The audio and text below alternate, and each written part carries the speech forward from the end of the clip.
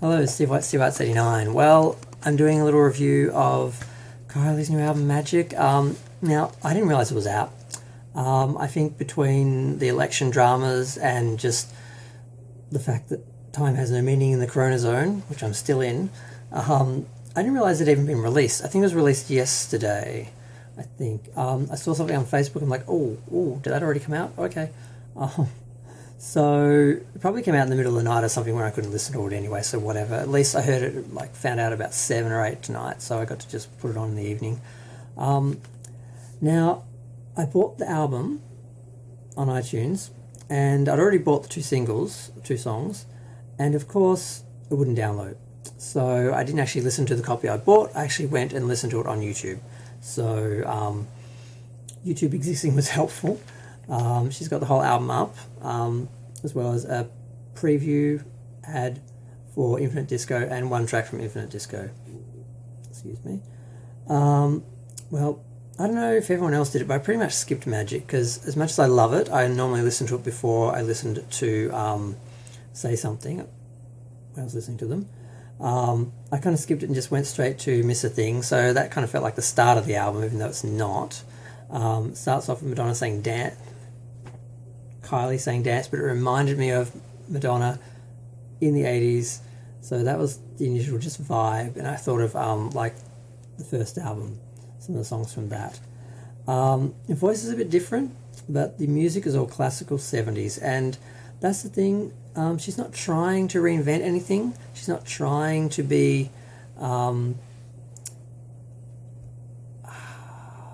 too artistic. There's no pretense here. She's just creating a fun disco album for people to enjoy. And that's one of the things I will say about Kylie, and I've already made the accidental comparison with Madonna. Madonna has recently been trying to be artistic and be an artist as opposed to just being an entertainer. Kylie's always sort of just accepted, I think, that I'm an entertainer. I'm here to make people dance and be happy and make songs people can enjoy. It's not so much about me as an artist expressing myself regardless of the audience, which is sort of a problem some other people have. So as much as part of me sort of wanted something a bit more inventive, the rest of me was just happy that I had a good album full of 16 disco tracks. I love disco. It's my favourite era.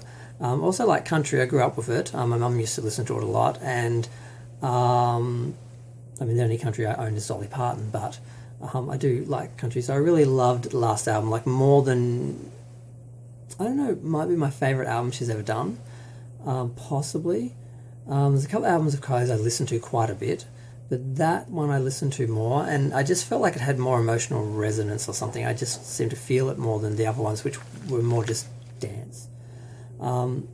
So overall, the album, I loved it, but like I said, it is just a disco album, but a really good one. See, now I may as well make the Gaga comparison too.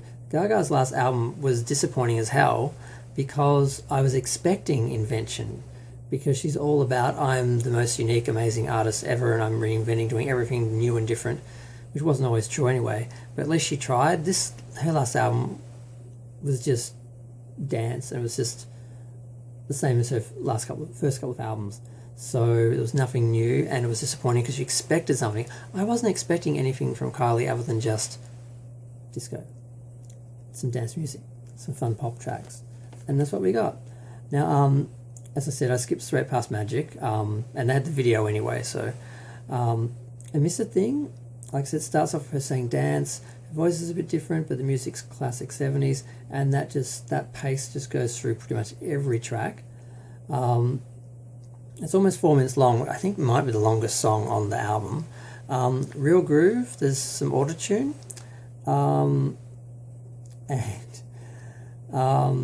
That's the one that she actually released from Infinite Disco, and that's the one where she's singing about, you're dancing with somebody looking like me. There's a bit too much auto-tune in the chorus, I thought, but I also got some She's Not Me vibes from Madonna's track, which also had a bit of a 70s feel as well when I think about it. You can really strut to that. Monday Blues, the guitar riff was a bit too loose, and I got this weird tropical vibe for a few seconds, and then it kicks back into the 70s pace.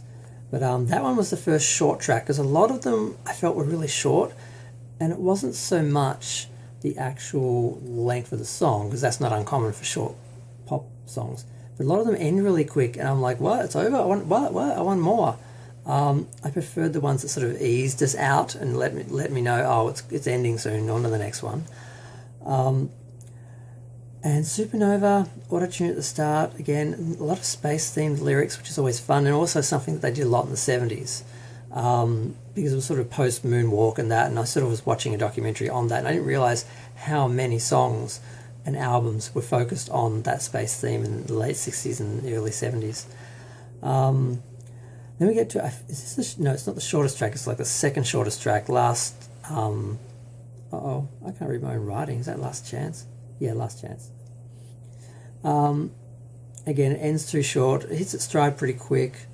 I Love You's next, that was nearly 4 minutes, but I didn't feel that as well, like some of them just felt really quick.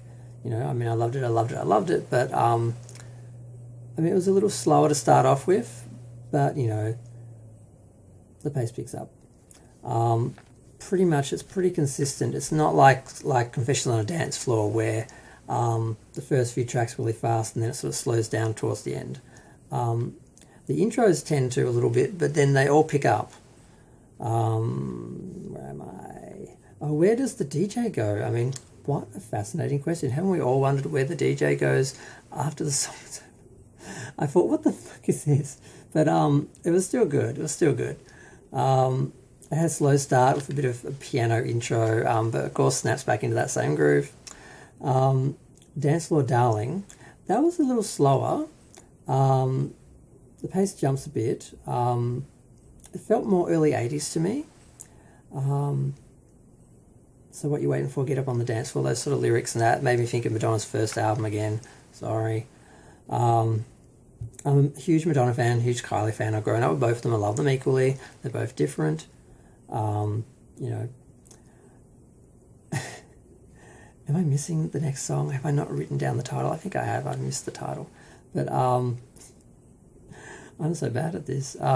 Celebrate You was the next one I sort of obviously paid any attention to. And it had a softer vibe, slower intro.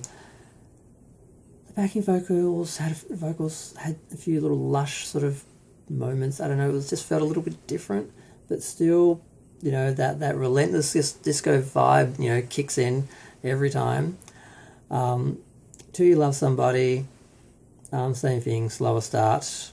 I like the lyric about all the colours of the rainbow, and I don't know, lyrics actually didn't really stand out too much for me. They're all fitting for the era and for what she was going for, but yeah, no, I'm just thinking about that. None of them really jumped out.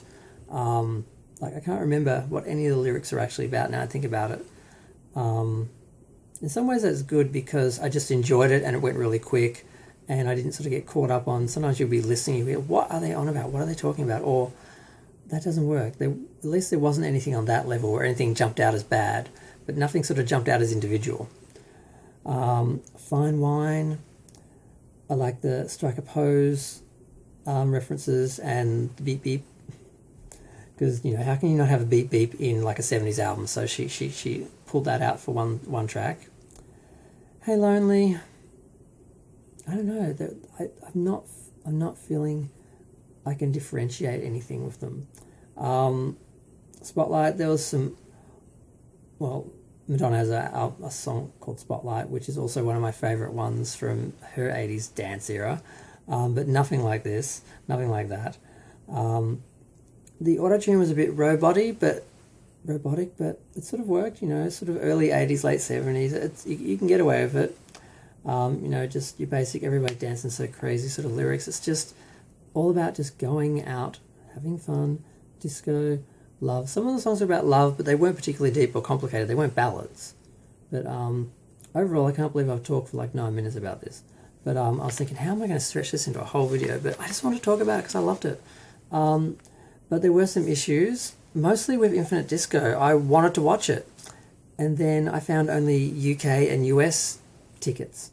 And I'm like, I'm not buying one of them and then go to watch it and get geo-blocked or something. I need one for my time zone, please. So I didn't end up buying it. I have no idea where I actually can watch it or whether it actually is just those, because we have that problem a lot in Australia. If you're watching me from somewhere outside of Australia, we miss out on a lot of things thanks to geo-blocking. You basically try and watch something and it just says this is blocked in your country. We get a lot of that. So I'm guessing that's a problem, but I haven't investigated it because, like I said, it's like $20 to find out I can't watch it. So I haven't bought it. I watched the one track, which is pretty awesome. And the part I love was just the fact, it's a giant dance floor, very Saturday Night Live fever, or Saturday Night Fever. Saturday Night Live's the TV show, dumbass.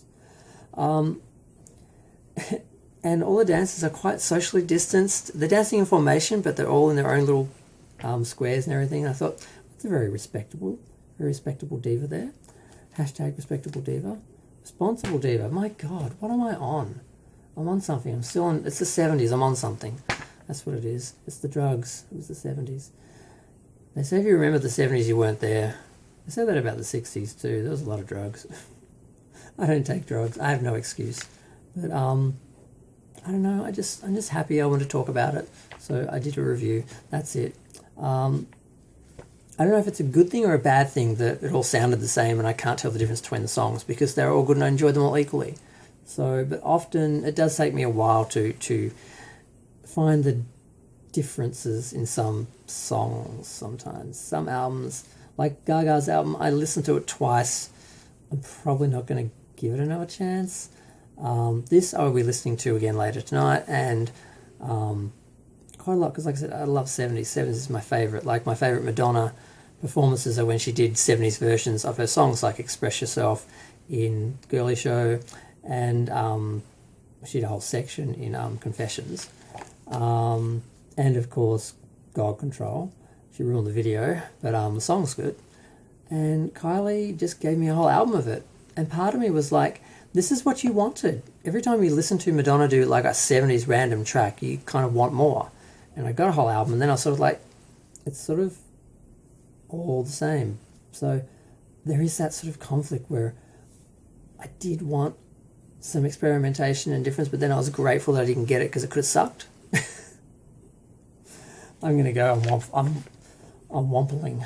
I'm waffling. Feel free to share, like, comment, pity, subscribe if you need to, because my review is so bad. Whatever, it all helps. I'm going to go. Thanks. Bye.